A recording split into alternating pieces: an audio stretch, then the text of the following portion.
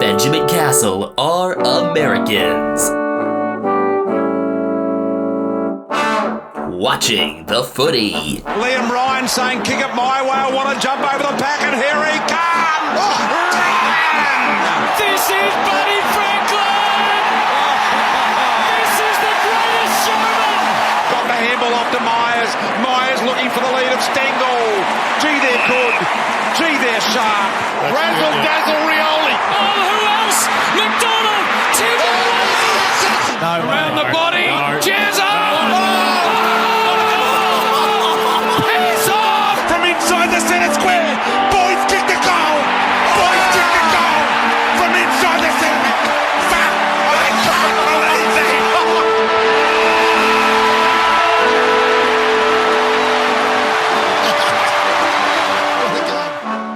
Good time of day, one and all, and welcome to episode number 248 of Americans Watching the Footy, our 2025 Round 16 recap.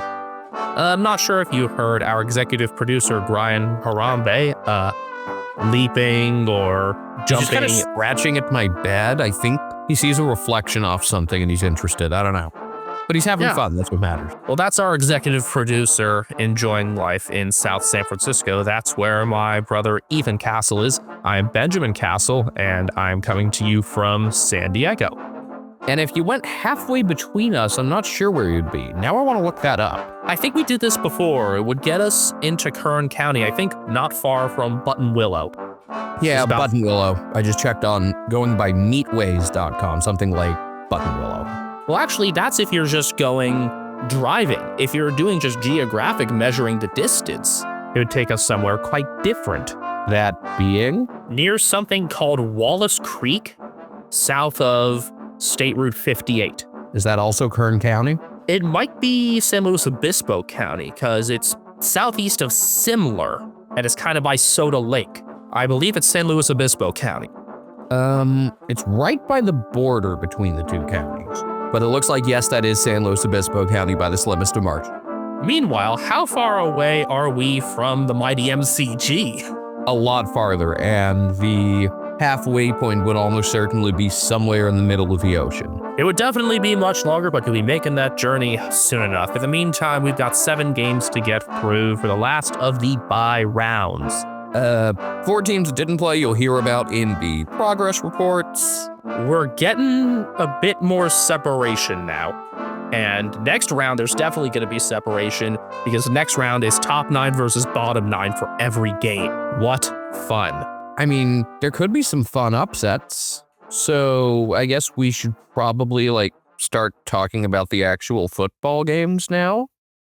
Thursday night saw Port Adelaide 16-14, 110 defeat Carlton 8-12, 60.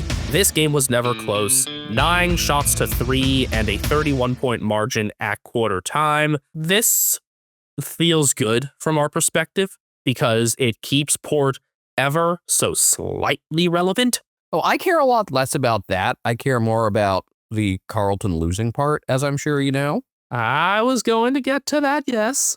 You know, I had a nice, early Thursday morning with my son, enjoying our second favorite activity, curled up in bed watching Carlton get smashed. And apparently this was Carlton's oldest team in 81 years. It's all old and dried out, like that man right there. You know, I'm not one to usually accuse teams of mailing it in or not trying. But if you watch this game, most of them played like they didn't give a shit. I will give passes to a few players. George Hewitt most certainly gets a pass. He was our polished turd winner for this round, and we're going to send out a big update for that. Jacob Wiedering gets a pass, fighting through injury to still play his part in defense, even if he was beaten by a very strong Mitch Georgiadis. I'm going to give Patrick Cripps a pass for playing through illness. He was isolated from the team, I believe, for at least the Tuesday training, and definitely was not his normal Patrick Cripps 3-vote self. I mean, he'll still get the 3 votes, don't get me wrong. In all seriousness, that should probably be either Zach Butters or Miles Bergman, who's staying at Port for another 2 years. Who else do we give passes to? Can I say it? No, I think we're going to let Brian Taylor say it. Orazio Fantasia. Yeah, he was actually like quite good up front. 2 of his 3 goals were later. Yes, but he played like he gave a shit, which is a lot more than we can probably say about a good chunk of these guys. Fantasia, the only multi-goal scorer for Carlton. Charlie Curnow, goalless again. 3 behinds, and did he have any misses on the full? Might have, but credit where credit is due. That was a combination of Alir and Asaba Radagolea keeping things in check in defense. Radagolea with a game-high 11 intercepts and 4 intercept marks. Not lighting things absolutely on fire, but not like he has to when you've also got Alir back there. Mitch McGovern also played forward again, and that also went quite poorly. As soon as they saw the signs of struggle for Wiedering, that should have been nipped in the bud. I mean, Wiedering just looks like he's not 100% right now.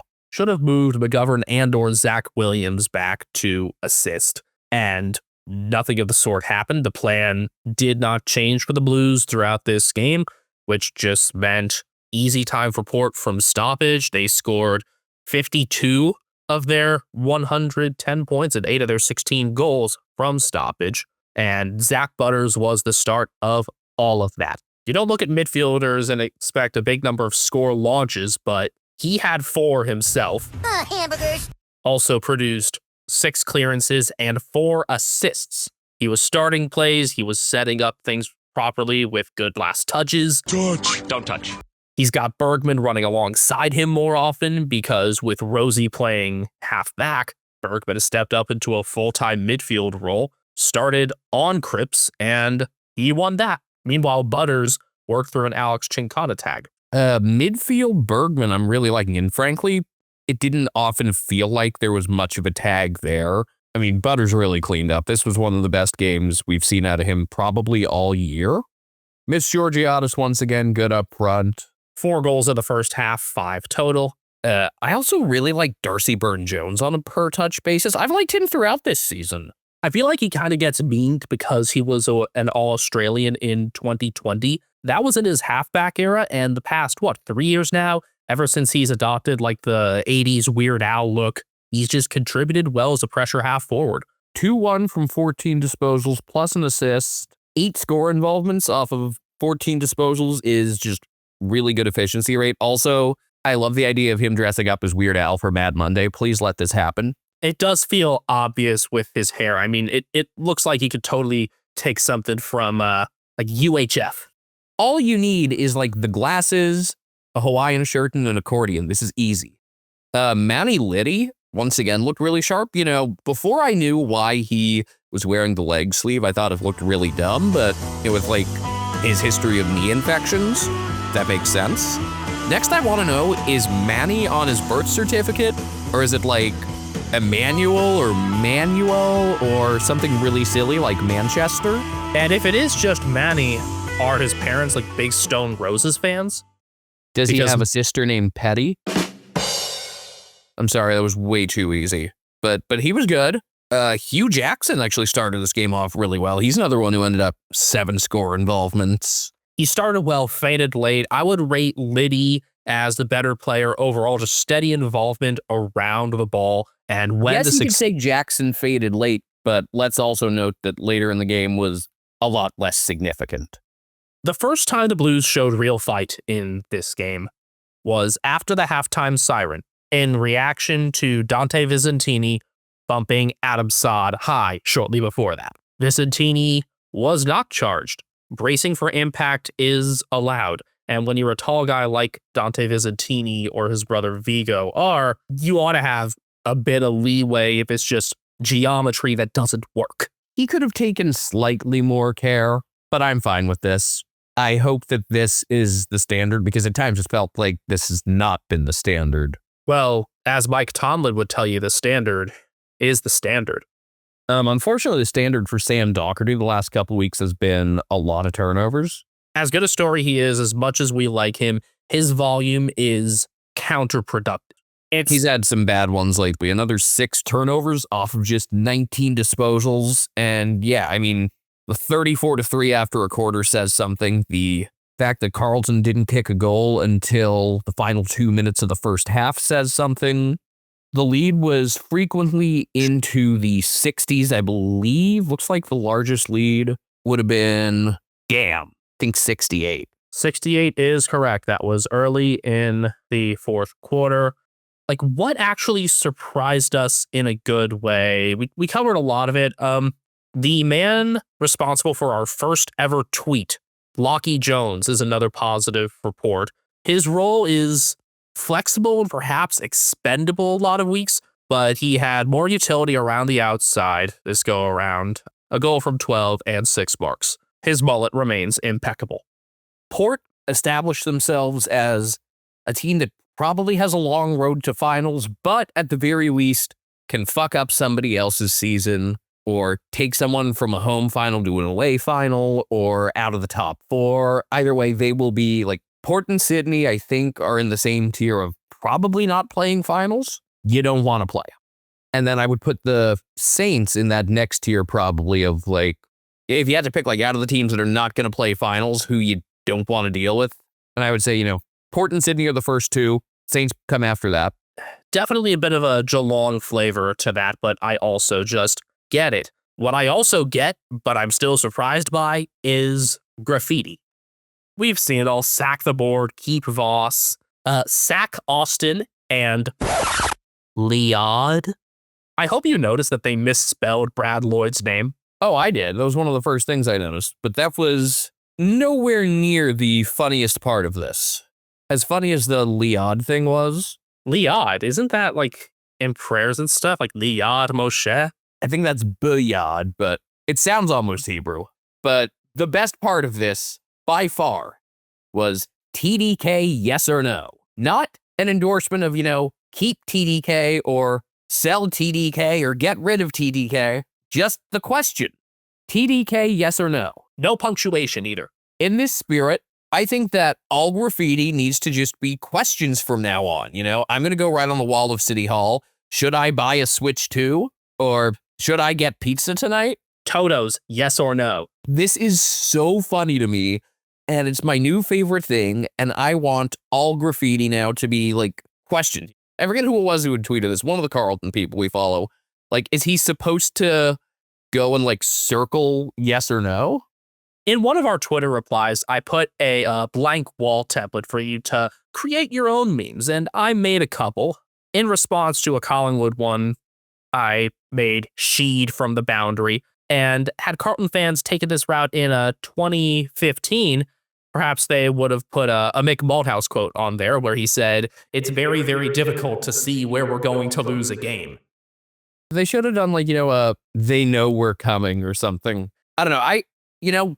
We are not going to endorse vandalism, but if you're going to vandalize something, make it funny. Do something that will make me laugh. And I think just this bizarre question definitely made me laugh. This is not an endorsement of Graffiti, but if you're going to vandalize something, make it amusing, Make it art. Have you ever seen a page called like Baseball Card Vandals? Yes. Yeah, I'm all in favor of like goofy, harmless vandalism, just like Stephen A. Smith, mild profanity.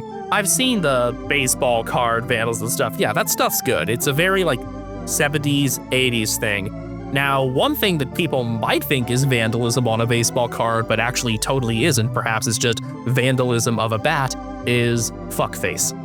For those of you that don't know baseball, basically in the dugout, there's a bat rack, Everyone's bats kind of sitting there. Everyone has their own bats. And usually on the knob of the bat, you have like your number or some other sticker or decal to show that it's yours, right? You don't have to like go looking closely. But Bill Ripken, brother of the very famous Cal Ripken, you see him in photo first card holding his bat, and on the knob, instead of having like his number or something, it says fuckface. And that actually made it on a card in 1989, and it sells. Up there with the Bob Hamlin card as one of my favorite cards ever. Sydney 14-12-96, defeated by the Western Bulldogs, 16-9, 105. Swans, there goes your margin for error. It was some of they didn't kick straight, also just the Bulldogs were really high quality when they needed to be. Excellent game from Joel Frazier. This was Marcus Bonampelli's 250th, and he was kind of held in check. as was Ed Richards. James Jordan did a good job on him, and yet the Dogs still able to win this game behind just some efficient forward work by Sam Darcy and Aaron Naughton, who started off horribly and then really got it together. But the biggest star is Joel Frazier. I think the Baby Bont nickname is not very accurate, considering that the two are pretty different players. It's more a statement on just the class with which he tends to dispose the ball, but yes, that would be like calling Max Holmes Baby Joel Selma.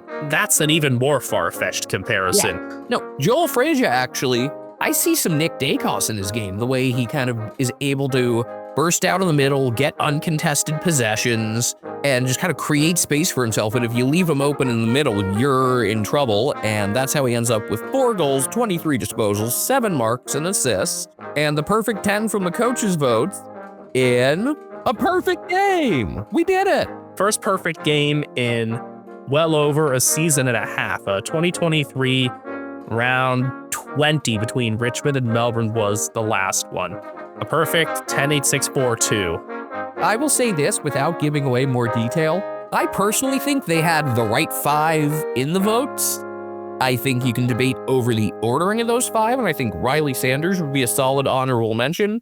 To finish off on Frazier real quick, 9 contested possessions, 87% efficiency, 9 score involvement, 6 intercepts. He was brilliant. And the second half was where he really took over. That big Bulldogs flurry in the third, he had everything to do with that. Well, Frazier started on the wings. That's one place where he's different from Bontempelli. He doesn't start as often in the center 6, and when he does, he's not right at the source. He's usually in the back part of the center square.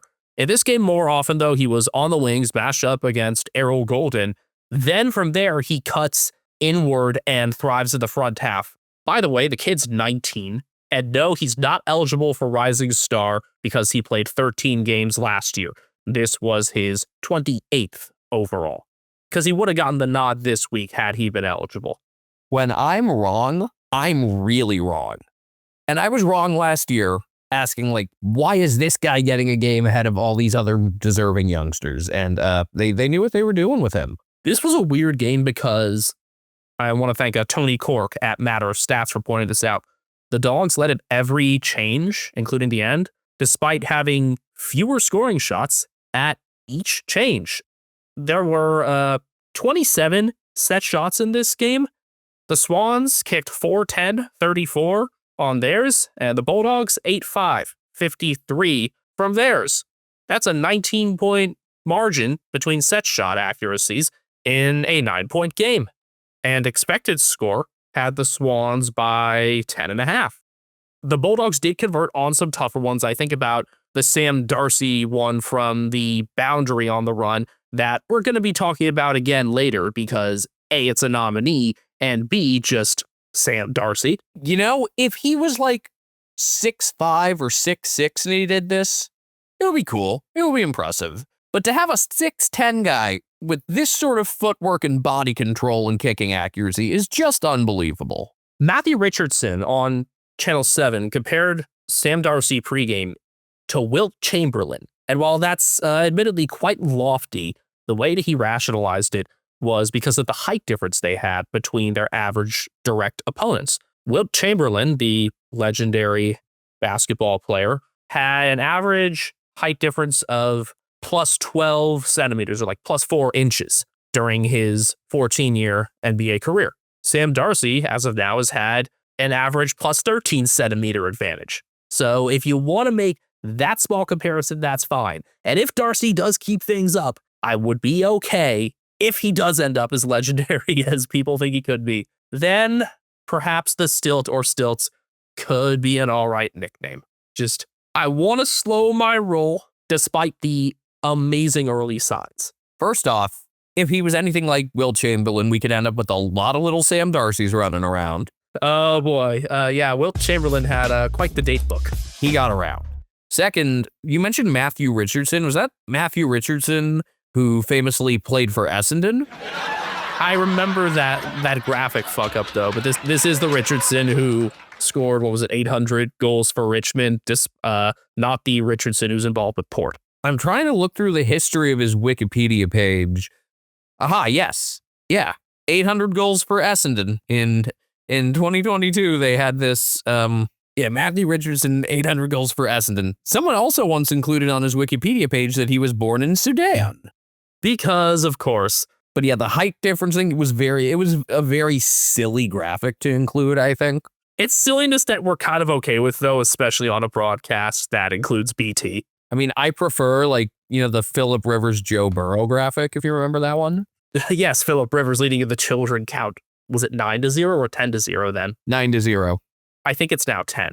Speaking of getting around. But the Bulldogs' composure made a huge difference. Even as the Swans were trying to pick up the pace, the Dogs were consistently the cleaner team. You can talk about Lockie Bramble in that respect. Great third quarter and second half in general by Foot. I did not expect Bramble to be someone to praise, but... I've been one of the loudest calling for him to get dropped on multiple occasions. There are games when he's been a turnover machine. In this game, he was terrific. And I will be the first to say and acknowledge, yes, usually I have not been a fan of him. Usually I think if, the moment someone gets healthy, it's like, ooh, whose spot is he going to take? He's like the first guy I suggest to drop. But he and Frazier were really the ones in that big swing after the Swans had turned a 26-point deficit into an 8-point lead. It was a lot of Frazier and a lot of Bramble to get the Bulldogs back in front. That lead got as wide as 16, got back down to 3 on Jack Bowler's first career goal. That was a cool story, by the way. Tom McCartan was laid out with either he was puking or pooping or both. And Jack Bowler comes in, Bowler who had played in all of one career game and I think had gotten subbed out, gets his first career goal, played pretty well, but the Dogs stretch it back to 9 on Frazier's fourth goal, and nobody kicked another goal in the final 14 minutes, which seems weird thinking about because this was, just a really good offensive game altogether. Yeah, it's 18 and a half minutes time on without a goal. And in a pretty good offensive game, despite the Swans' inaccuracies, that is surprising. But this is a game that you could show a lot of people to just reinforce the importance of set shot accuracy, picking the right shots. Don't make me tap the sign. It looked like the Swans had a couple chances late, but Harry Cunningham and Hayden McLean both missed. McLean's was the last chance because that was quite late. You, at that point, need a Port against Hawthorn from last year move, and it did not happen. A lot of back half turnovers for the Swans made those scores easier, though that was more of a first half theme. No shortage of opportunities for the Swans in those final stretches, but yeah, their back half turnovers were an issue, and then the Dogs, conversely, launched a bunch of scores from the back half, including especially from Bramble, who was one of the only ones who could keep his feet on the incredibly shitty grass. Guys, how after 3 months is this still an issue? It's to the point that the league is bringing in their pitch doctor to make sure things will be better because the Swans are back at it at home Sunday. This is kind of unbelievable to me.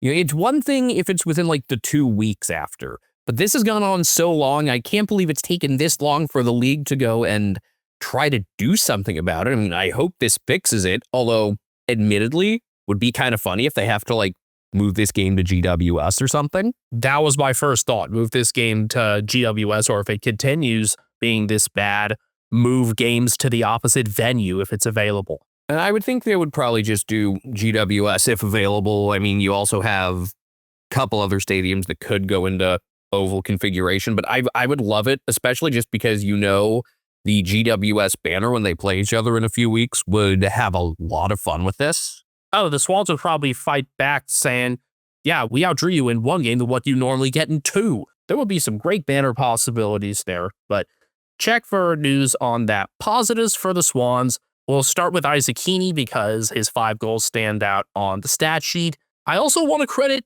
Braden Campbell for keeping Bailey Dale in check because not a lot of players do that. Not a lot of players directly play on Dale. And especially in the middle quarters, Campbell did a better job. Jake Lloyd getting dropped seemed to send the correct message because he came out hot and just played a really solid game. You mentioned Heaney. I thought he and Naughton kind of paralleled each other in some ways, and that both started really slow and then picked it up. Also, Angus Sheldrick. Where's the beef? Just makes a lot of good little plays, and this is a game that I think as a whole, if you look at for the Swans, you're frustrated that you lost this one. You know your margin for error is basically 0. You probably already knew that finals were going to be a long shot. Now you know that they're going to be an even longer shot. But you got to feel good about just like what this team looks like now that they're healthier and the big picture competitiveness. And the fact that this could be a season similar to like 2023 for Geelong, except for the fact that they're coming off of a grand final blowout loss instead of grand final blowout win. Where it's like, maybe the long off season is what you need and you're able to come in like healthy and re-energized and ready to go for 2026 with legitimate sights on a top 4 spot. And if you also get like a middle 6 schedule, probably not slip to bottom 6, but it's not impossible. Like things could line up very well for the 2026 Swans. I think they'll be ready to do next year, especially if Brody Grundy can fight back after a rough start of the ruck, because Tim English was really handling him early on. English had assists on the first 3 goals for the Bulldogs, but I'd say by and large, Grundy won that battle, though it just didn't show up on the scoreboard. I also want to credit Tom Papley, who stuck in like a mid and half forward role despite dislocating his finger pretty early on. The spark that Papley provides is very evident, and his 2 goals from 17 came at opportune times. So you've got most of the pieces back. This is going to be a spoiler team. Whether or not they make the 8, and they likely don't, they're going to fuck somebody's season up. We were talking before the season at that late encounter that they're going to have with the Brisbane Lions at the Gabba. That's round 22. That's a game where if the Swans win that, it could keep Brisbane from top 4, though, given last year, maybe that's exactly what the Lions want. A couple other tiny notes here that I just threw in. First off, Papley, while he did have a decent game himself, he also tried and failed early on to kind of poke the bear. Now, I will say this. If you don't like big guys picking on smaller guys, great. Tom Papley certainly did not pick on someone smaller than him. Before the opening bounce, he went after Sam Darcy, gave him a cheap shot, and they started fighting. Aaron Naughton got his jumper ripped. And then Darcy got the first 2 goals, and, it backfired. He had that third a minute into the second quarter, the really nice goal. Actually, not even a minute into the second quarter. Just point is, if the idea was, let's see if we can rattle this guy, the answer turned out to be no. I don't hate the idea of it, but now you know. Now other teams should take note and not try to rattle him because it didn't work. One other random thing that I just didn't have to mention earlier, didn't really have room to. Cooper Hines played the last couple of weeks for the Dogs. I like him in a pressure role. Like I said, Riley Sanders, good by hand, good in the midfield on a night when Bontempelli and Richards were held in check. And yeah, I think it's worth asking, if Tom McCartan plays, how does that Darcy matchup go? Because he was badly missed. Instead, Aaron Francis was back, and they tried Lewis Melican on Darcy. That didn't go entirely well. Melican would already be back there. The point is, Francis was back rather than forward, and Francis cheap-shotted Lockie Bramble off the ball. They missed that, the umpires, before Isaac Heaney got high contact. That's how he kicked his 5th. Francis was suspended a week for that. The fact that there was a suspendable offense that the umpires completely missed means those umpires should be reprimanded, whether it's points against them toward umpiring finals or some other system. There's got to be some sort of accountability there for missing an action that results in suspension. No free kick, no nothing. This was, I don't know how you missed that. Also, there were a couple of fights nowhere near the ball between Francis and Lobb that were pretty fun. They both got fined twice. Between just the tension and animosity and swings, this was one of the most fun games of the year. And I think it's pretty funny knowing how much Dogs fans now hate Geelong that I was definitely cheering for the Dogs, especially after a couple of the calls that went against them. They got absolutely hosed on a few of these. So I was happy for them. And, I don't know if you saw my meme. Yes, I hope you die thing. Yes. But now, this felt to me like a game that the Swans were going to managed to squeeze out at the end, and I'm glad they didn't, because the Dogs deserve to win this game. That is my point. With the accuracy, with everything else, this was a game the Dogs deserved.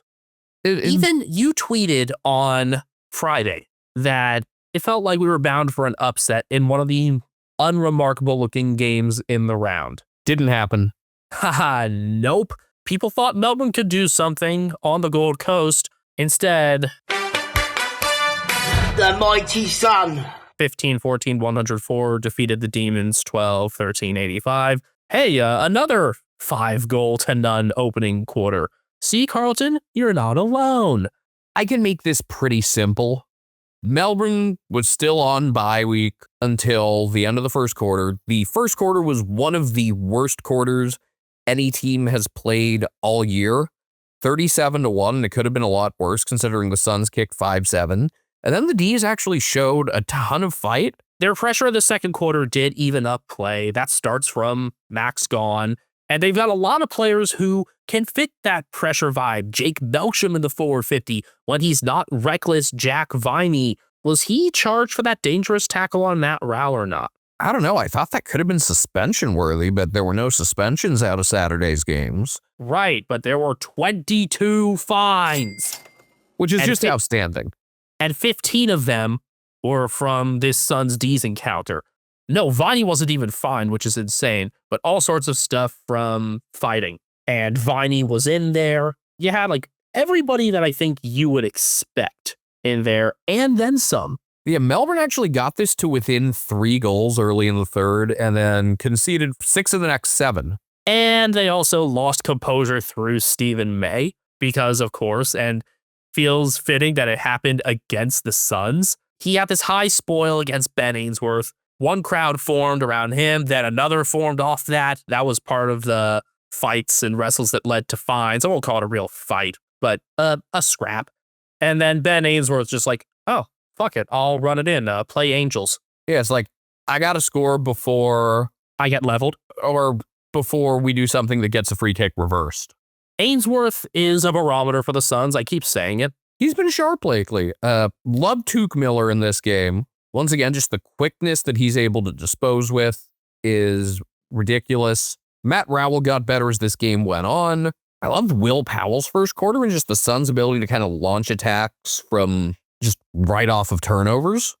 Ben King got the better of Stephen May. It's been Size disadvantage there, and also without Jake Lever in there, that was a straight-up omission. You didn't have the sweeping presence either.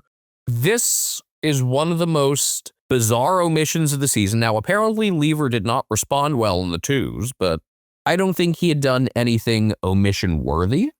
It begs the question also, like, where do other guys belong? And with other defensive outs resulting from this game because both Blake Howes and Harrison Petty were concussed. I mean, I imagine Lever does come straight back in. Does Tom McDonald come in too? That's the most amazing part of this, is that Lever's omission was not for Tom McDonald to get back in. There was no proper defensive in for this. The solution, I think, was playing Daniel Turner in the back, and we saw how Turner got punked by Georgiadis, and I prefer Turner forward. This selection, though, is just so baffling, and the fact that Melbourne didn't make the changes until it was too late, and that the guys that they trust as leaders don't show up. You know what? I'm going to say it. Simon Goodwin. It's time to go!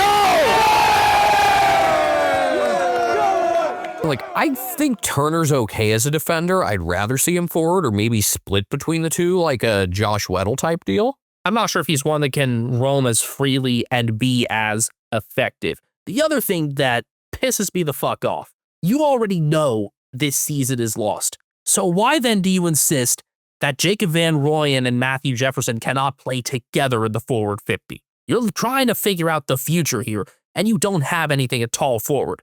If these are the guys you have for the future, see how they work together in the big time, because clearly it's worked in the twos. This is another maddening thing that, yes, in part, I'm going to put on Goodwin and how he impacts selection, and I want to see how this team works under a different system with a different philosophy and just fresh eyes on this list. I am ready to see Simon Goodwin out of Melbourne, plain and simple. So there go the positives that we have last week. I told you that you were seeing things through glasses that were far too rose-tinted. I mean, I still totally like what Melbourne's got big picture. Not worried about that. Individually, yes. It's the matter of right now, though, and the mix of things, knowing that the drop-off could be coming pretty soon to the key positions, and they're ill-prepared for it, especially in defense, makes me so fucking irritated. And it's not just because they were playing the Suns in this game. I mean, my hatred of the Suns is known, but they squandered good efforts from a couple particular players, like the entries as from Kazi, in addition to his finishing. Kazi had another 3 goals and 3 assists and 5 clearances, although he did kind of pad the numbers late after the Suns had broken it open. I will say, I was pretty impressed that after getting down by like 56, that they were able to get this all the way back to 19, to the point where if they had scored back-to-back goals, this would have been down to 14, and you would have actually been kind of like interested in the final 5 minutes. That would have been pretty darn cool. My lack of being impressed comes from just this being where the Suns are right now.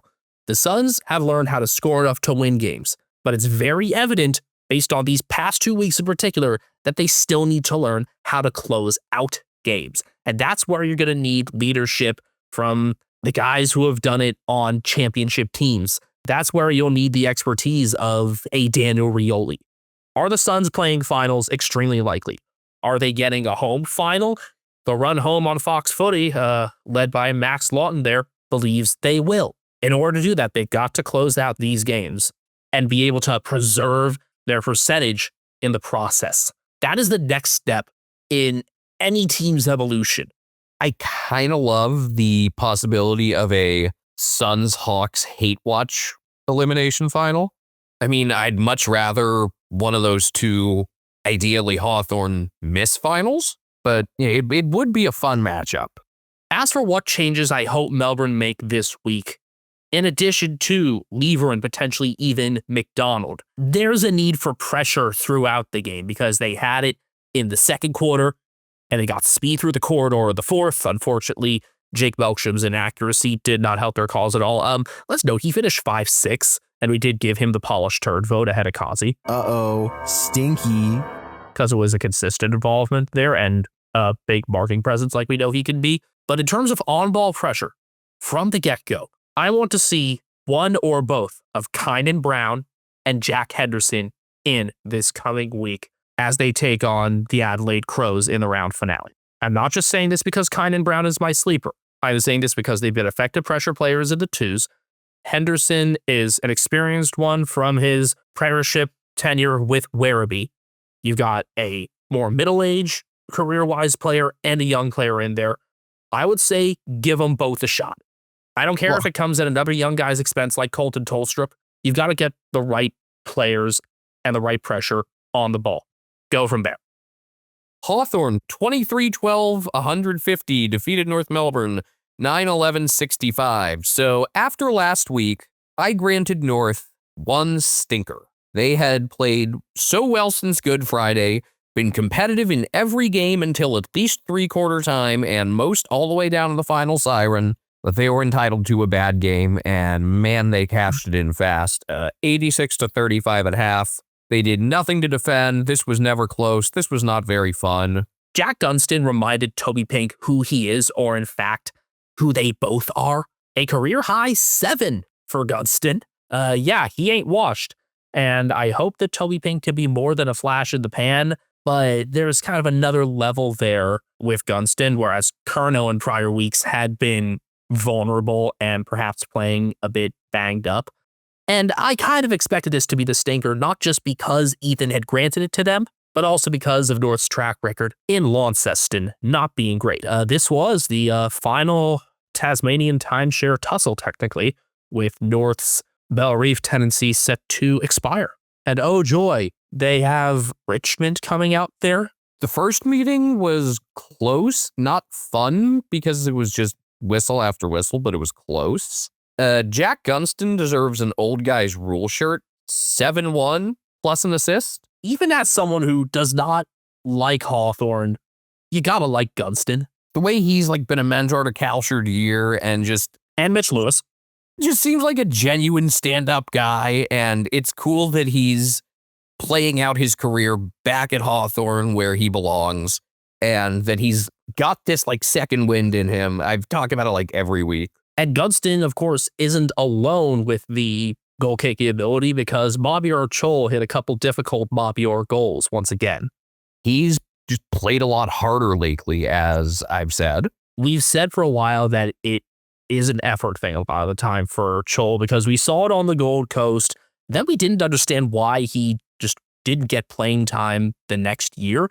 And now he's thriving at Hawthorne. How about 5 straight from 14 with 7 marks and an assist? I mean, the numbers are going to look good in this game because North's defense was vulnerable. And it sounds like Luke McDonald is now nursing an injury as well. So it might not get prettier for them. Hawthorne did a lot from the source because they often can, and they did again, and that was fueled from the N combo of Jai Newcomb and Connor Nash. 19 clearances and 4 assists between them. Newcomb was great, and then I really liked the way Carl Amon played from the back and along the wings. He and Jarman Impey did a lot to launch plays from the back. I noticed Impey right away, and then Amon just consistent long kicking. And not just that, Amon also showed off just like some really high skill moments again. In the midfield, Newcomb is the clear leader. He wins at the sources that is productive on the later kicks. Nash is a damn good and big-bodied support like we know he could be. And this is the formula that can get them wins against better opponents even while Will Day is still out. Really, Luke Davies-Uniacke was the only consistent resistance for North. Cam McKenzie returned for Hawthorne after an omission and looked like he got the message. He looked really sharp. Connor McDonald was good. I mean, pretty much everyone from Hawthorne was good. I thought Lloyd Meek at least neutralized Tristan Jerry. And that ought to be the goal. McDonald's handballing, I thought, was particularly smart. And then off stoppages, Josh Ward with 2 assists out of his 20. He's keeping up his role. And I think even when Day gets back in there, you got to keep Ward in too. Yeah, you might have to get a little creative with like who you use as the sub and stuff. Maybe this like puts Sam Butler on the chopping block. He kind of took a step back in this game. Puts guys like Sam Butler, Seamus Mitchell, Harry Morrison on the chopping block. Just, it's hard to get a game in a team as deep as this. You know who I've really liked since he got into the team is Max Ramsden. He's making a case to stay in there, and I think if you're Ned Reeves, you might want to start looking at other clubs if you want to actually get AFL time. Ramsden, one of those backup ruck options, but kicked 3-1 from 12 in this game. Started with one really awful kick after the broadcast had talked about what a bad set shot he's been, and then he was just good. If Ramsden keeps this up, it also allows you to really pace the re-entries of Mitch Lewis and Cal Shadir. So positive side effects all around. Hawthorne, yes, they still have reinforcements on the way, and they're sitting right now in a pretty good spot in 5th. Still work to do to get a potential double chance, and I think they did definitely boost their percentage here, but more of that's needed. They do have the 4th hardest remaining schedule, and a couple of those games, like that Port game, all of a sudden looks a good bit tougher than it did just a couple weeks ago.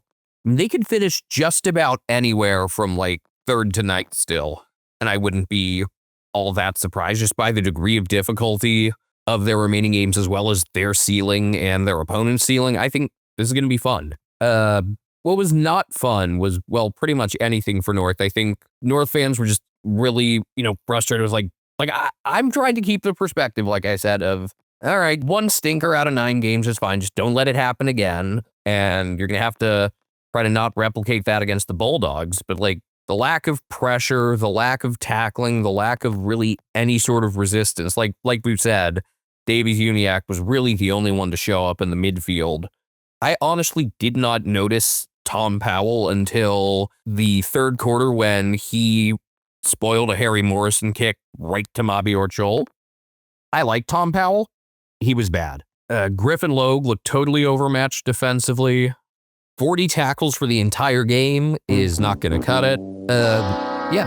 This was bad, and I will be much less forgiving if you put up a similar performance on Thursday. You had your stinker, you used it, Now you've got a game that's supposed to be a celebration of your club. Please make it worth our while, especially as it is a Thursday night game. Given how a couple of the Bulldogs' big pieces performed in the midfield this past week, that being below their standard, and the hunger that they're going to have to spoil the party and boost their season even more, I have a more pessimistic outlook on this coming Thursday. I hope North proves me wrong. You know, Benjamin, 78% of our listeners are between 18 and 35 years old, so they probably want to start a podcast like we did. How did you know that number, Ethan? Thanks to the analytics we have for Spotify for Podcasters.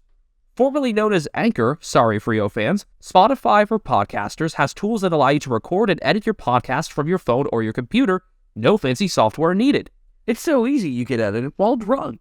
And Spotify for Podcasters doesn't just allow you to upload to Spotify, you can also distribute your podcast on platforms like Apple, Stitcher, and more, just like we do. Best of all, it's completely free. Not only is it free, you can even make money from listener support or ad revenue. Hint, hint.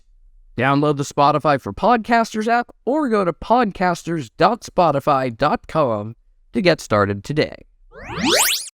And welcome back to episode 248 of Americans Watching the Footy. I'm the better host, Ethan Castle. Find him on Twitter at Castle Media. I am the inferior host, Benjamin Castle, at BenjaminHK01. Collectively, we're at Americans Footy.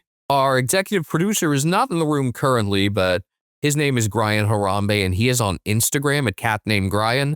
Also, we are on YouTube and a few other things like Instagram. And be sure to follow us if you haven't. And if you want to help us get into more people's ear canals, give us a 5-star review, leave a comment, just name former footy players in your comments. The funnier names, the better. The more obscure, the better. For some reason, the first one that came to mind to me was Jack Humsh, who I believe had the old venue record before David Swallow took it. I was thinking of Jed Anderson for some reason. What is up with him? He's in the NTFL back home. I didn't realize he was from up north. I did. He was part of their promotions and stuff for the Darwin Double in 2023. That's why I recall it. We've already covered both of his old teams. Let's move on to mine and not mine. Collingwood 13-10-88, defeating the West Coast Eagles 8-11-59. The Eagles led after the first quarter and at halftime. They were just the better team for the first half, and we're still in it going to the fourth, down by just 10, but I think the game had already kind of been killed at that point. Huge momentum swing right at the end where Jack Williams, who had a few poor kicks on the night that were noteworthy despite everything positive that he tends to do, was back in defense for some reason, and his kick went to, of all people, Dan Houston about 60 out. He was back in defense because you throw guys back and flood your defensive 50 at the end of the quarter. That part's not the issue. Just the issue is that when he kind of indiscriminately yeeted it out, he did so to the guy who can kick really long goals. An almost game in a lot of ways for the Eagles. I think Williams was quite emblematic of that. Fact of the matter is, if you look at the center lines that were named for this team, and Miguel Sanchez on Twitter highlighted this, a fellow Eagles fan, Collingwood averaged 341 games played between their three guys named on the center line, those being Crisp, Pendlebury, and Sidebottom. Ethan, how much did the Eagles average? I'm going to say 47. 30. Clay Hall, Brady Hoff, and Jack Hutchinson. And Clay Hall was bafflingly named the Rising Star nominee, where he was not even near one of the Eagles' best or one of the better eligible players in the round. He was fine, but there would have had to be an abject lack of worthy candidates, and there was not. There was an obvious one that we'll get to later. The Eagles were a lot more organized to start than in past weeks, and a lot of that came from guys like Hoff. We're going to just say it now. Brady Hoff with a career-high 27 disposals at 100% efficiency. And that's despite playing up against Nick Dacos. Had a super hot start with 10 and 4 clearances in the first quarter alone. He was smooth. So was Jack Hutchinson. The 4H club, could have even expanded to 5 in this game if you do count Hall. That aspect was working. Some handball overuse was certainly present for West Coast. And when Collingwood got some ascendancy on pressure, and then more quality hitouts from Darcy Cameron, things definitely did start turning. The Eagles did only win one quarter, but they stuck at it throughout. Though Cameron was winning in the ruck, Matt Flynn did limit him in the air. That's something that, Ethan, I know you'd highlighted Flynn being able to do in past weeks. I thought you maybe had overvalued that, but the value was very apparent in this game.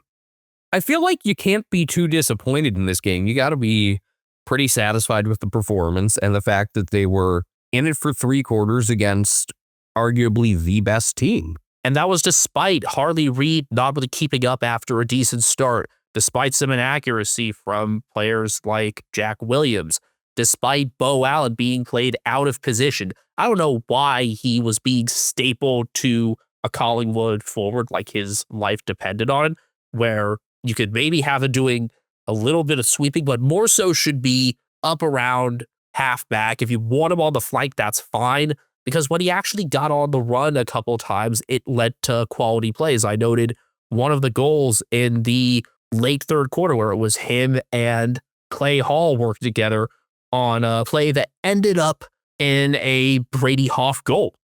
I still think that the greater team need is in defense, but if you're getting play out of this from Brady Hoff, I can't mind. I really if Hoff can't. is playing like this, you got to have him in the midfield. Then the question is just who else can solve the problem elsewhere then?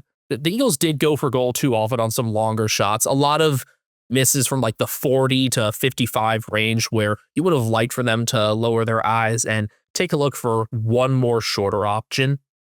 That's something that can be learned, I think. But in general, the first quarter inaccuracy definitely comes back to haunt the Eagles as they kicked 2-6 in the first term. And given they had only 4 fewer scores than Collingwood, it would indicate this game ought to have been a tad closer. Shocker, they were burned on turnovers in the third, and that is how they gave up the lead. But sticking with the Pies as much as they did is going to leave me satisfied. There are bid players as well, and they're like, I mean, it feels demeaning to call Tyler Brockman a bit player because he's more than that, but he just pops up at a couple good points thanks to his high motor.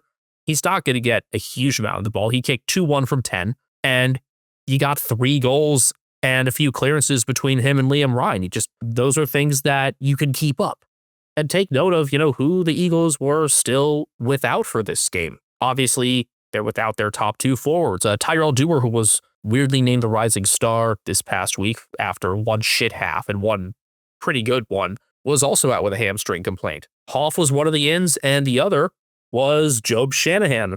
And boy, they could have used his hands like 15 rounds ago. He was good. He definitely made his case to be a regular player. He's one to stay in above Archer Reed right now. And I like Archer Reed. I would rather see both of those incorporated. But back to what you were saying about the tough Hoff, part, though, with getting Archer and Shanahan in there is it's going to jeopardize one of the Williamses. And I feel like this coaching staff is going to be quicker to take out Jack than they will Bailey. Back to what you were saying about kind of like Hoff and his midfield versus defensive role. What about just kind of having both him and Liam Baker split time between the two? Because I think Liam Baker ended up with double-digit intercepts again in this game, and both have shown abilities in both of those roles. Why not just flex the two back and forth, have them switch off? I wouldn't mind that, and I wouldn't mind throwing Bo Allen into that mix too. If you're trying to figure out where it works best for Allen, I mean, this is a year still, that should be rife with experimentation. I think get Allen into that rotation too. I think that'll breed some good things for him. This was the first Allen Derby, and I guess that was exciting. Both Hoff and Baker were probably West Coast's best. The coaches' votes for this game are an absolute clusterfuck. We think they might have fucked something up here. It was only a couple weeks ago that votes that were initially set to like Mark Keane should have gone to, was it Rory Laird? So this probably feels like a case of a Ryan Tapera-like drop-down menu error where Scott Pendlebury in reality probably should have the perfect 10, and we wouldn't mind that. Yeah, I thought he was best with Baker and Hoff as the next two. Spoiler alert. 9 clearances, 2 assists, and a goal himself for the ageless wonder that is Scott Pendlebury. Just was part of Collingwood improving with the pressure and the intercepts in the second quarter, and the team feeds off that. he can often start things that Nick Dacos then continues. And again, that's success in the second quarter. Once Cameron started getting things down better at stoppage, a lot of that went through Pendlebury. You know what else? Besides Pendlebury, who was just terrific by hand, really like Jeremy Howe once again. Solid by hand, better than that in the air. He's done the needful when players have been out on multiple occasions for Collingwood, and he did it again this time because, remember, they're without Premiership defender Billy Frampton. Felt like he had a lot more than 5 spoils. I like the 3 score launches, though. 5 score involvements and 6 intercepts. Darcy Moore got credited with 13 spoils, though I think when I envision his role in this game, I just remember Howe's spoils completely killing chances, whereas Moore's sometimes, would bounce to someone. Not that Darcy Moore was bad by any means. He was targeted a lot. He had 6 one-on-ones, lost 2 of them, 4 intercept marks. He was good, but Jeremy Howe played this game just a level of brick wallness. You're not getting by me today. Add him to the old guys rule club. Can we call this retrospectively geezer round? Jeremy Howe, the day after that game, turned 35, so happy birthday to him. Then there's Pendlebury, obviously, and Sidebottom, and just everything is still working for Collingwood on the old side, and it's damn remarkable, and those players truly mattered in this game. By no means was this Collingwood's best performance. Pendlebury, when he was interviewed on the field post-game, admitted, they're not always the best offensive team, but their defense shows up just about every week. And I think that's a pretty fair analysis and pretty accurate. Even with the pieces that they were missing this time around, and even with some less tidy play for the likes of Charlie Dean, that's where Howe and Moore cleaned up. Speaking of Charlie's, congrats to Charlie West on his debut and first goal. Debutants as a whole were good in this game. We had West and Shanahan both kicking their first goals. I come away from this game altogether just you got to feel pretty positive about West Coast overall. Aside from the fact that Liam Duggan cannot fucking kick and is the worst captain in the league. Second quarter, he actually had some pretty good moments. Majority of the game, just everyone in the Eagles Discord is just why is this man kicking? Why is this man? Now, I do believe a Liam would be the right captain for this team in 2026. Baker? Oh, hell yeah. I could see that, him or Jack Graham, honestly. Nah, I would say Baker. And not just for the optics of being a Westerner. I think he just kind of fits that mold more. I would like for Graham and Waterman to be in the leadership group. Waterman, perhaps a vice captain. And I want Liam Ryan to have a role, as I've said. But the new additions for the Eagles worked with Hall just looking better with more AFL time. I want him to stay in for the rest of the year. Tom McCarthy keeping up with his good kicking. And Shanahan, again, just whether it's marking or handballing, just the Eagles could have used his class I hand for a while. He had this handball out of congestion as a secondary assist for Tyler Brockman that I remember. And then he had his mark and first goal shortly after. A lot to like, now keep it up. Home test against the Giants, watch for their Westerners to go off because that often happens coming back home. That includes Darcy Jones and his helmet. But it sounds like Jesse Hogan might be rested for an extra week. It would be incredibly funny if you made them regret that. It won't happen, but it would be hilarious indeed. I have a piece of Eagles analysis that I wanted to pass on to you from our dad, who watches most AFL games casually, nowhere near as in-depth as we do, but he understands what's going on. He seemed to think that the Eagles, a lot of times, after receiving a kick or handball, just look pretty lost and take a few seconds before they figure out what the next move needs to be.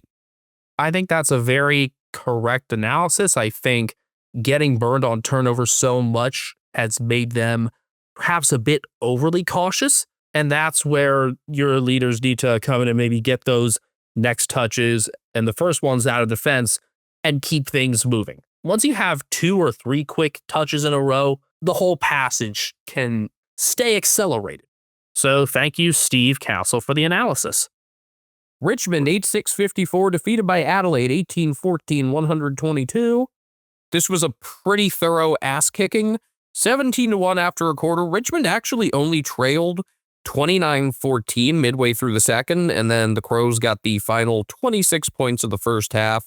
It never got closer. This game did not surprise me. Well, actually, I'll take that back. This game and its outcome and the margin did not surprise me. The pieces that made it happen and how they made that happen most certainly did surprise me. Max Michelini was put on the wing to start, then very quickly went to the goal square. The forward goal square against Nick Vlastone. And he won that matchup. He vultured a goal to start the game and finished with 3. When he had only kicked 1 in his career before that. This was such a bizarre move because it's not like this team needed any forward help, but it worked. But the real story in this game was Daniel Curtin's first, I am that guy game. Perfect 10 in the coaches' votes. 2 goals, 26 disposals, 8 marks, 3 assists, 11 score involvements, 8 intercepts, 9 contested possessions, and nearly 81% efficiency, 7 inside 50s. He was phenomenal. Top-rated player on ground, 6 ground ball gets, 12 pressure acts, 5 score launches, 4 intercept marks. It's one of the most effective games I've seen someone without, absolute blazing speed play in a wing role. And that's been what I think has been holding him back for a while, is that he doesn't have this great speed profile. But the Crows had been getting him more into games as this outside mark in prior weeks and letting him roam, whereas before he'd been kind of locked in the defensive 50. They continued with that trend, and it worked pretty magically. Apparently, it was Max Michelini's idea himself to go forward, so that's awesome. I think part of it as well, if you're Matthew Nix and his staff, you expect to win this game with ease. You expect to clobber Richmond. So you're open to experimentation. Throw it at the wall in this game of all games. See what sticks. See, I get nervous and would always think, let's get out to a lead and then start trying stuff. I would rather try something new from the start, and then if you need, revert to what you're familiar with. But yeah, I like that he got experience doing it in, the situations where this was still a competitive game instead of just a garbage time thing. So I do like that. And that's why you experiment early. Overall, I found this to be an untidy game in a lot of respects, a lot of self-inflicted wounds from Adelaide as well as Richmond. Even though the Tigers pressured well after the first few minutes, there were just a lot of fumbles and quick kicks. They won clearances, and that was about it. Let's go through the positives for Richmond very quickly. I thought Jacob Hopper was pretty solid throughout. Jack Ross during that second quarter stretch was pretty good. And I like Nathan Broad kind of carrying out of the back, doing not quite as far back on the ground as Daniel Rioli would have in past years. The sort of performance that won Rioli the polished turd last year. Filling some of that role and just the sort of guy that's especially valuable on a team that's stuck in their own half more often than not. Another player that I want to mention is Jasper Alger. He got started early, was pretty involved in the midfield in the first quarter. This was his first time in the 22. And then he cashed in late with a couple. I'm not happy about debut subs when a team has no excuse to not play the young guys, and Richmond doesn't have that excuse. So I'm very glad he got elevated into the main lineup for this game and showed what he's capable of. I also like some of what Jonty Fall did, just impacting marking contests. I'd like to see more, but there are signs there for a guy who's in his first handful of games. Can't complain too much. But that's the extent of the positives for Richmond. Adelaide, despite getting beaten on clearances, I thought Sam Barry was quite good, really liked him.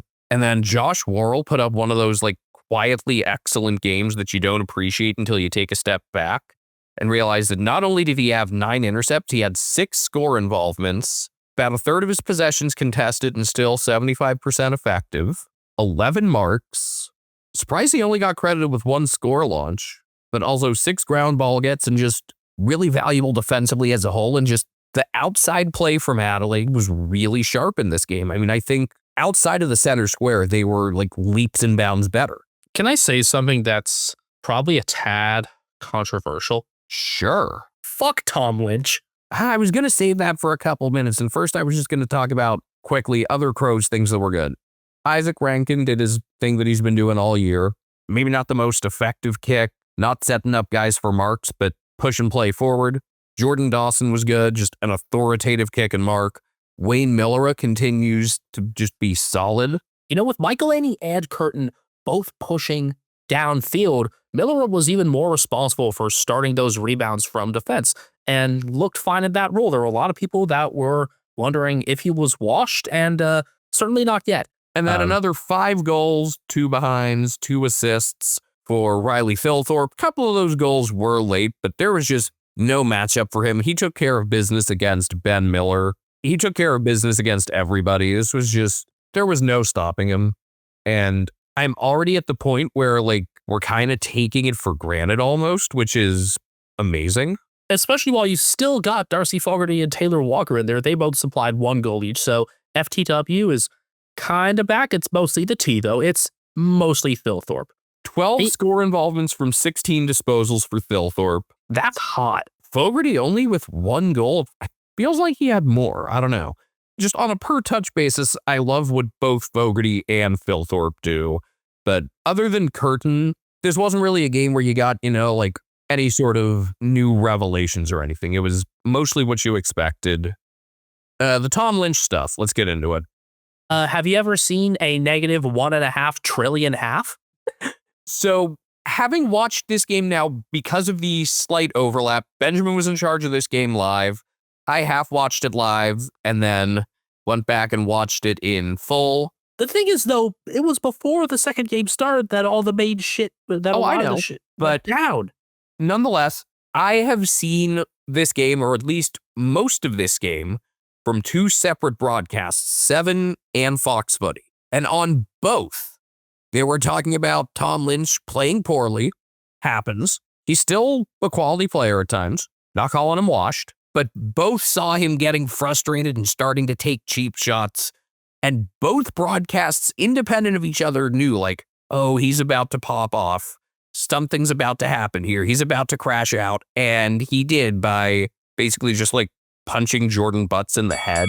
And that was, what, the second of 3 times that he went after him? And the fact that everyone saw it coming and it still happened, that is really disappointing on Richmond's part. Like, that this was so obvious and nobody took the initiative to either get him off the field or just pull him aside for a moment or something.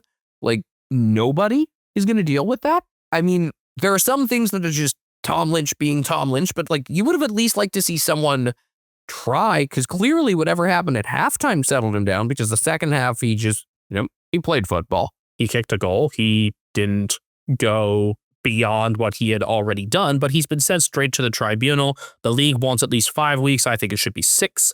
Yeah, 6 was about what I was thinking. He managed to turn his negative 15 fantasy points into 3, so plus 18 in the second half.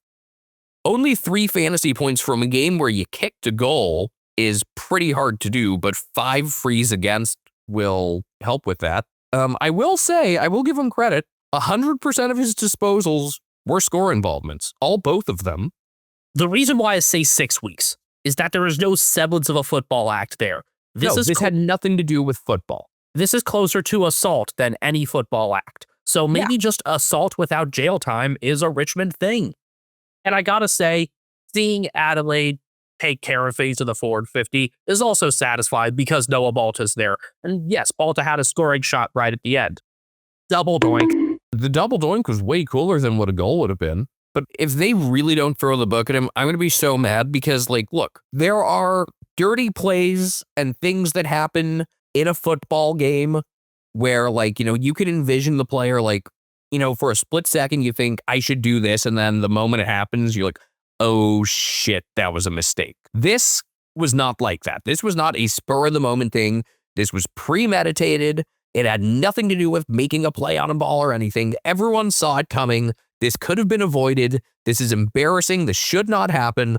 And, like, if this happened in the VFL or in, like, you know, some amateur league, the suspension would be way, way longer. And I think the AFL should hold to that and make an example out of this, because this was, I mean, this was so far above and beyond. And it's a great reminder of why, even if they hadn't won 3 flags in 4 years, why you shouldn't have sympathy for Richmond while they undergo a rebuild. A rebuild which, by the way, I still feel very positive about overall. these couple of crappy games while they're dealing with injuries and stuff do not change my opinion about them as a whole. Positive big picture, they've already taken care of everything they need to for the season, etc. But like, for a significant portion of Richmond fans to still bitch about a Tom Stewart bump, which, that's like a perfect example of, a football play, and oh shit, I shouldn't have done that, but it was at least a football play, while you have players fucking committing assault and then pulling this is why no one likes you. I'm going to go as far as to say that if this was in an American league of any kind, charges would be brought. I don't know if those charges would lead to anything, but I think they would be presented. How do we feel about Adelaide not really ever retaliating? Good or bad? I think the self-control was good. I think so, but I also think this is where you could have used an enforcer. You don't have anyone except for Lockie Murphy, who is not the type to do that. That is exactly the thing. So, for those of you that don't really know hockey, the enforcer is basically your 18th of your 18 skaters. Sometimes your last guy on the team is basically just a big, ugly dude who has negligible actual skill and is just there to fight now and then and stand up for someone and hardly plays. And it's a role that's become less and less prevalent in hockey today. And there is plenty of reason to argue that it's a waste of a roster spot in a lot of games. I still have a lot of very strong opinions about how that fucked over the 2019 Western Conference Finals. But there are times and places for it. Adelaide does not have a time or place for that based on where they are on the ladder. The fact that it is an every game counts situation, that there's so slim a gap between 3rd and 9th. There's no good time for them to do that and to just put a player in there to fuck shit up. And they had one that could have done that in this game. I don't think Lockie Murphy would have. I mean, he hustles super hard. He plays his ass off. He's not going to sucker punch Tom Lynch. There was a perfect opportunity there. And while I think, yes, they did show maturity with their restraint, there would have been some value to just sending him out there and letting him just wail on him. Make sure that the whole rest of the team is under strict instructions. Do not do anything that could get you suspended. This is his job and his job only. Go get him, champ. I feel like if that actually did happen, the AFL would force Matthew Dix to be sacked. But yeah, there is room for like an enforcer type when you're in a game like this. When you're facing a team that you're just, you're going to blow them out of the water, like why not send your most expendable player to do some of the dirty work there? Because otherwise it's like, do you want to let this sit and go back and rehash it a year later? I don't think so. It's kind of now or never, and there's a great opportunity to. But yeah, if I'm out there, I'm telling Lockie Murphy to Grab his dick and twist it! Oh my god, dude, this is an MMA fight, dude! You twist that dick! Twist his dick! Twist his dick! Oh my god. Oh, dick twist! Fun fact about that clip. I don't know if I mentioned this on here before. The shirt the guy is wearing looks like a shirt for... Right, it's like a San Francisco type thing. Looks like a shirt for Standard Deviant Brewing, which is where the Golden Gate AFL Club has done a bunch of meetups. Yeah, it's like one of their big sponsors. Like oftentimes they meet up there and then they might go to Buzzworks after, which is where the grand final watch party is there. Now, I wouldn't want to be at Buzzworks on a Sunday. Chiefs? It is a Kansas City Chiefs bar. Depending on who they're playing, though. I mean, if it's against like the Raiders or something, I'd be all for it. Or even the Chargers, because fuck you, Spanos. The Chargers apparently aren't refunding like what would have been the cost of that Chiefs game that got moved to Brazil in their season ticket packages. Seriously? I am Googling this, seeing if I find anything about it. Yeah, wow. That's possible, which would be really slimy. And fitting of Dean Spanos. Fremantle 11-15-81, defeating Sakilda 9-15-69. Say it. Oh, nice. Nice. Nice. But also not nice because they lost despite leading at 3/4 time. This was not the best played game out there, but it was exciting. And it's a great lesson if you're teaching someone who's just starting to understand footy why clearances matter. This is the game you show them, because for 3 quarters, the Saints were kicking Frio's ass on clearances, 39-16 at 3-quarter time. And then Frio turned things around by winning clearances in the 4th, 15-7. And that was pretty much the game. The Saints got the first goal of the 4th quarter to go up 14, and then Frio went on to score the next 26 points. St. Kilda did get it down to within a goal with a minute left, or, well, 49 seconds if we're being exact. It was like, all right, they got to get a clearance. Instead, not only did the Dockers get the center clearance, they got a mark to milk some clock, and then one last really nice contested mark by Luke Jackson that I thought would have been a Mark of the Week nominee. In fact, probably should have been, probably better than any of the 3 we've got. And then he kicked a goal after the siren, so the final margin was 12. But basically, there was no magic formula to this. It wasn't like the Dockers made any sort of like big-time adjustment. Maybe there are some little details that some of the smarter footy minds that we follow will be able to pick out. What's the guy's name who always does like the Ruckcraft analysis? Is that Jeff White or something?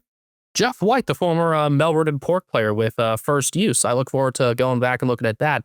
And we'll definitely get some more analysis from him in the future, as his son Kalani is a pretty exciting prospect, has done some stuff with the KC Demons as of late. One thing that I will say is that in the 4th quarter, Caleb Sarong was able to shake off Hugo Garcia enough times to make more things matter. The fact that Garcia was able to limit so much of Sarong's output, though, is mighty commendable. Yeah, but it just like, how did Frio win this game? Honestly, this one is just as simple as their best players played like it in the 4th, between Sarong and the ruck tandem of Luke Jackson and Sean Darcy. Darcy actually kicked the goal that started the rally off of a Jackson pack mark. It was Jackson pack mark and a short setup to Darcy. That cut it to 8. Jackson then marks against Anthony Caminiti and scores to cut it to 2. And then Josh Tracy kicks the go-ahead goal. Josh Tracy, who had earlier run down Nazaya Wangani Millera. Cyclones are destructive. That was a pretty fun moment. That was maybe my favorite tackle of the week.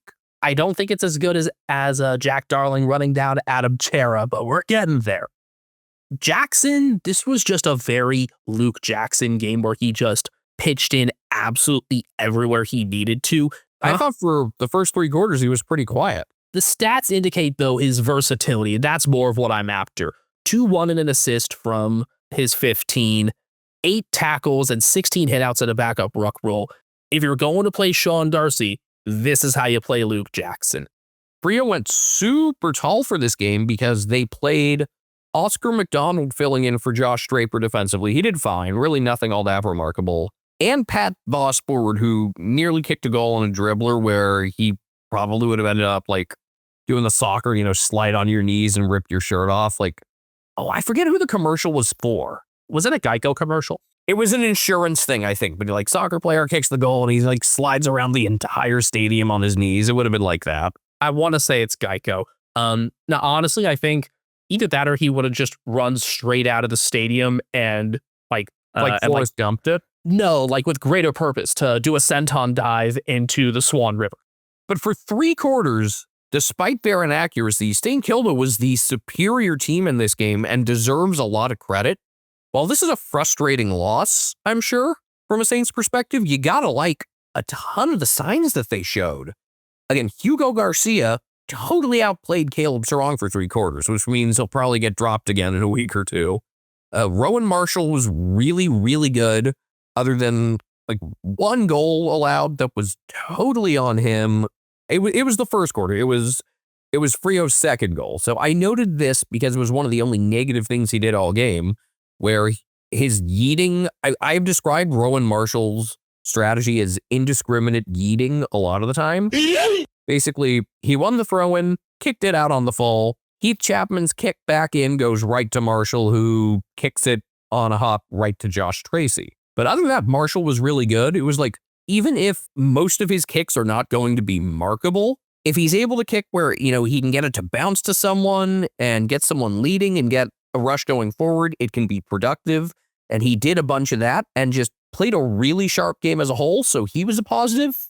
And then Alex Taru, who should have been the rising star this week, 14 spoils. I feel like spoils are underappreciated by everything except sometimes the coaches' votes. The umpires clearly don't recognize him with Brownlow stuff. I mean, umpires hardly recognize defenders at all. You see, the one difficulty with the spoils is the question of when could he have marked? I don't think there were really anywhere Taru could have. I mean, he got beat once late in the game, and that was about it. He was pretty amazing on a night where Josh Tracy, who we really liked, who both started and finished this game really well, largely won the one-on-ones with Cal Wilkie.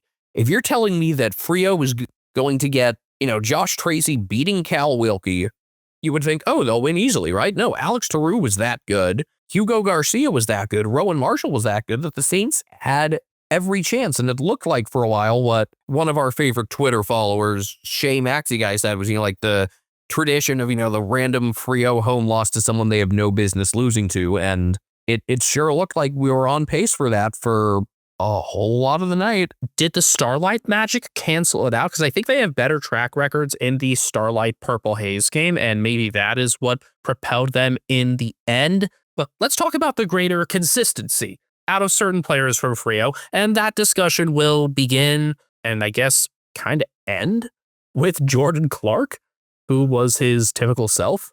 He got the perfect 10 of the coaches' votes, and rightfully so. A goal from 31, 10 marks, 517 meters gained. And nearly half of his possessions were contested.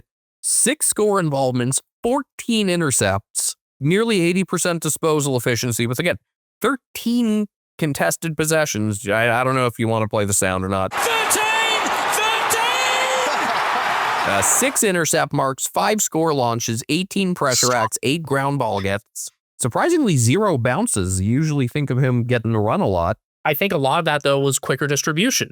One of the best games he's ever played. And he's played his fair chunk of them now. That was game 117 for him.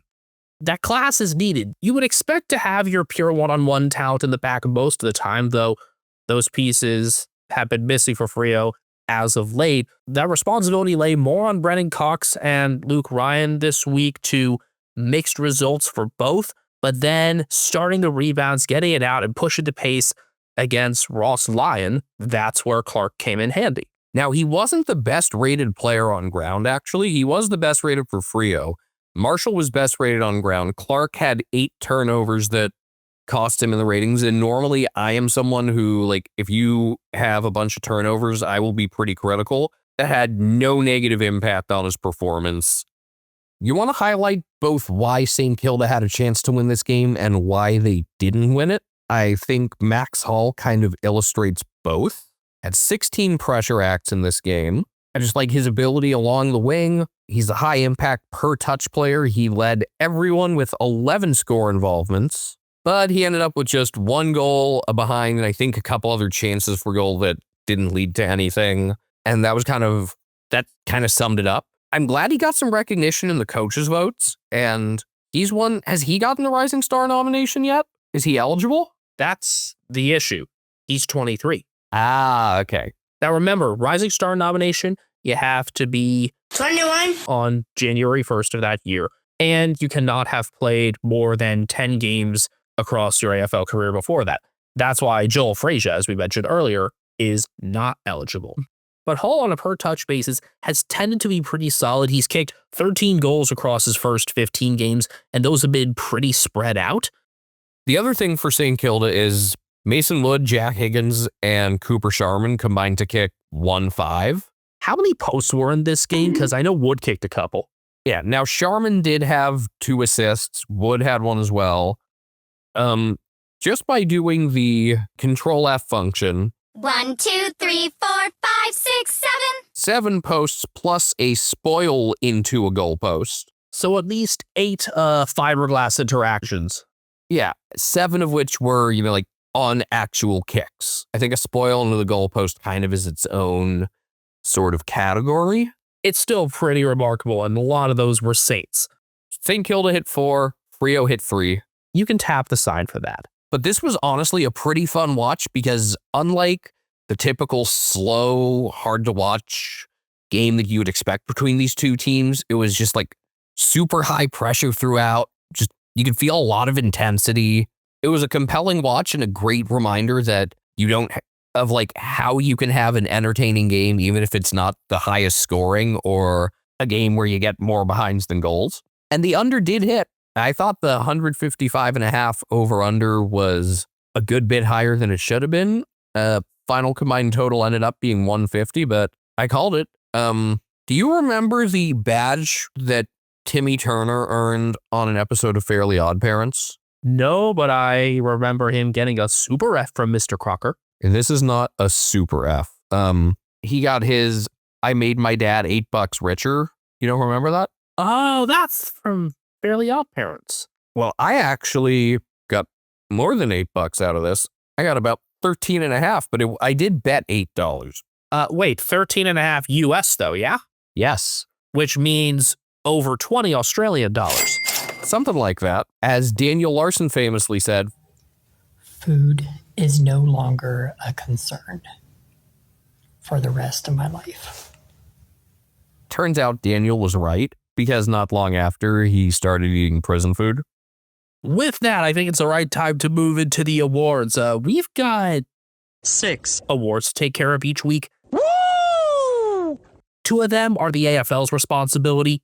4 of them are ours. Last week was Nate Caddy. He put his knee into Carl Warner's head and lost Archer May. Your nominees for this week are Tuke Miller with a knee to Jack Viney's shoulder and a clean dismount, Noah Balta behind Riley O'Brien, and Jordan Dawson behind Nick Blostone with Nathan Broad also closing in. I'm going to say that there are 2 more deserving winners, actually. Luke Jackson is one of them, obviously. Yes, Luke Jackson. But your true winner for Mark of the Week in round 16 is undoubtedly Daniel Wood of Blackburn in the Eastern Football League. He is also listed with the Box Hill Hawks. This video has been circulating and is getting close to 500,000 views on Twitter by now, and for good reason. This was a climb, a turn, all that and more. You had, I think, 5 separate Baldwin players giving the surrender cobra after. I think a couple of his teammates gave a surrender cobra too. We had like surrender cobras from both teams. This was better than Ned Bowman in the under-18s last year, and that was the mark that got Bowman a first-round pick. If I had to pick one of the 3, it would be Tuke Miller, but Daniel Wood wins. I want to show this to a bunch of people without telling them like what level this is. You know, I want to show you a really cool Australian rules football play. Show them that and then ask them, man, this guy must be one of the best players in the world, right? Oh no, he can't even get a game on like the equivalent of a AAA team. He has played once for Box Hill this year, but point made. Your round 15 goal of the week was Caleb Sarong when he kicked from basically the corner of the 50-meter arc after getting a Matthew Johnson handball and bouncing. We thought it was going to be the Jake Stringer one, the crumb, and then the kick from the pocket at a sharp angle, but he's a Giant, so he's not going to get votes more often. Your nominees for round 16, Sam Darcy had a crumb behind the pack and ran alongside the boundary before kicking from 35. It's remarkable because Sam Darcy is the size that he is. Nick Watson in that blowout in Launceston got a center clearance, had a bounce and a 1-2 with Jai Newcomb. He fumbled the return, but still had enough time to kick with ease. The play overall was impressive, but it took 2 to tango there. And then it was Rowan mostly Watson, but it was a team goal. It was nice. It impressed me. Watson did have more of a say, but Rowan Marshall, he had this there was a close range throw in, and he kicked it straight out of the air. Thankfully, Marshall was nominated because 5 weeks ago, Kieran Briggs did the same exact thing and wasn't. Frankly, I think Briggs might have been even better, might have been a higher degree of difficulty because he kind of like kicked around a man. But watching this in real time, remember, what is my measurement for how good goal of the week is? How much of an oh shit reaction it gets out of you in the moment.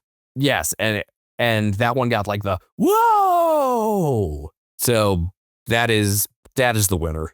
Nice job, Rowan Marshall. Behind of the week, last week it was Shea Bolton with the very first point of the round, kicking from deep in the right boundary, hitting high off the right post for the round's first point. Oh shit, fun. That reminds me. We have to put something else at the end of the Frio game. You know how at the end of the game, You know, after they win, they play TNT and everyone yells, Fremantle.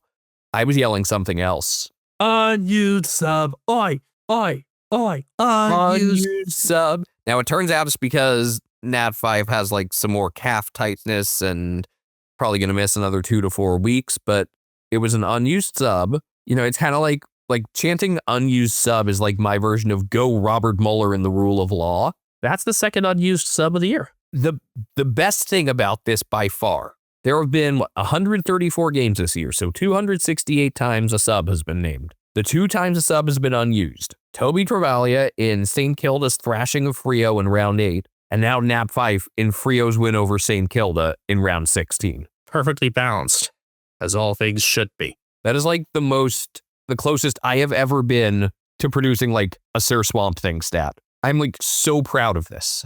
Anyway, back to the behinds. Yes. Sorry about that. We've got 4 nominees for this week. Mitch Georgiadis was on the run and from about 50 meters, kicked from the right side. It ended up hitting the left behind post. Josh Rochelli picking up a crumb just to the right of the goal square and dribbling into the left post. Murphy Reed, dribbler from the right pocket, staying right. And then Patrick Voss dribbling across the face into the left post. All of these are pretty deserving. Common theme of dribblers and posts here.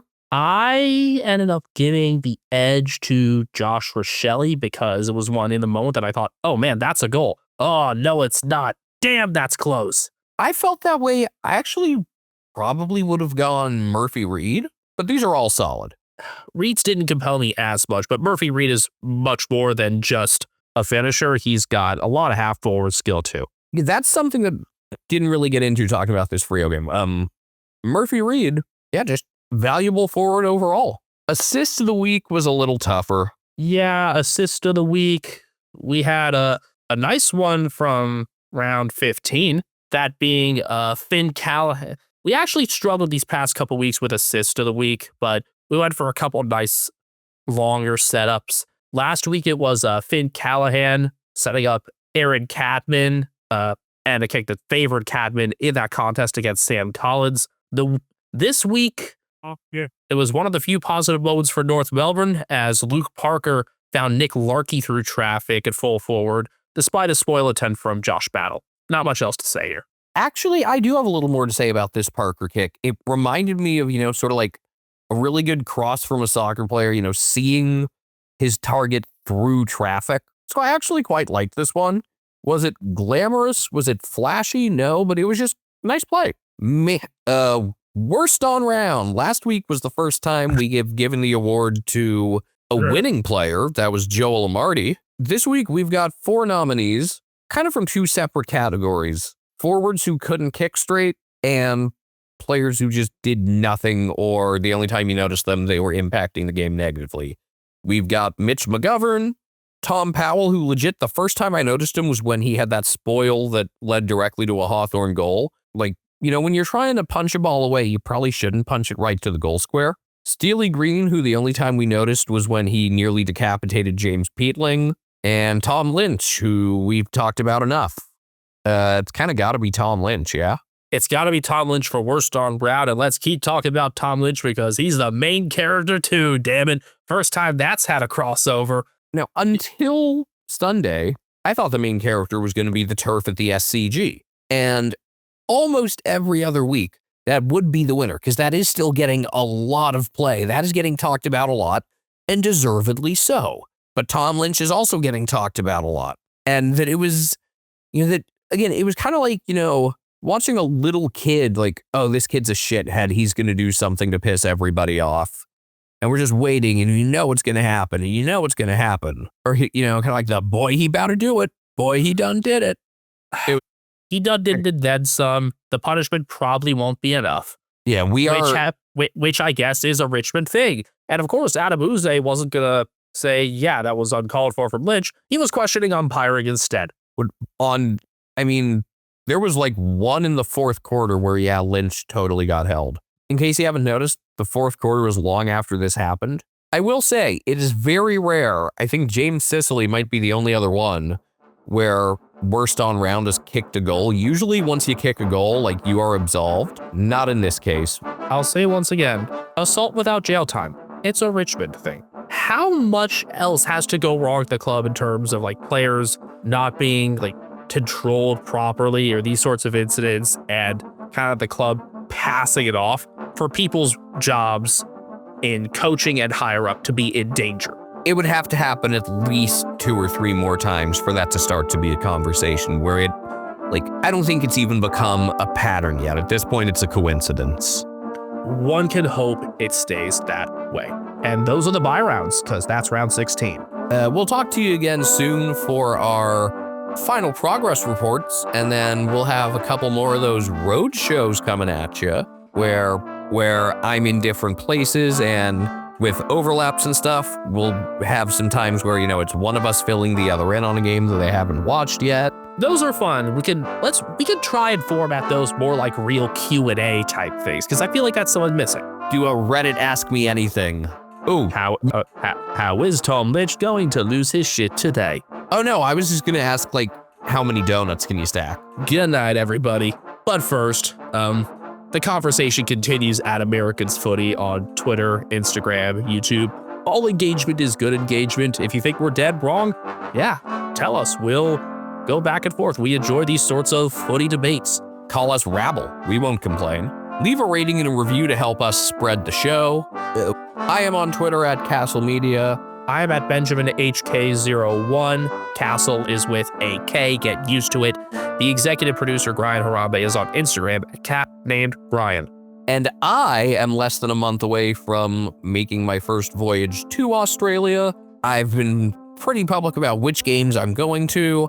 Message me, let's link up, grab drinks, grab food, catch one of these games together, point me to your favorite restaurants and things, and whatever fun tourist attractions. You know, I want to remind you that I am not as much into main tourist attractions as I am into mean tourism. For example, next time I go to Tampa, I am going to find the spot where he had to do it to him. I have been to the Cincinnati Zoo. Like, next time I go to Chicago, I am not interested in the bean. Now, first off, I think that is like the dumbest modern art attraction thing ever. I will, however, next time I go to Chicago, look for the plaque commemorating where the Dave Matthews Band's bus dumped 800 pounds of sewage onto an unsuspecting boat. And you can celebrate that every August 8th. It's coming up soon. Good time of day.